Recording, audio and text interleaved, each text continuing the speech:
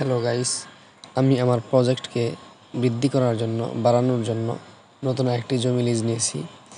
তো এই জমিটাতে আজকে সকালে ট্রাক্টর দ্বারা চাষ করছি। চাষ করার পরে এখানে আমি অনেকগুলো বীজ লাগাইছি অলরেডি।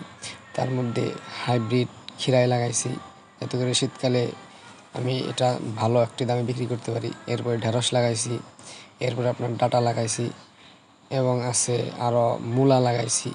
কারণ মূলাটাও আপনার যদি একটু আগে এটা ফলানো যায় তাহলে এটা ভালো দামে বিক্রি করা যায়।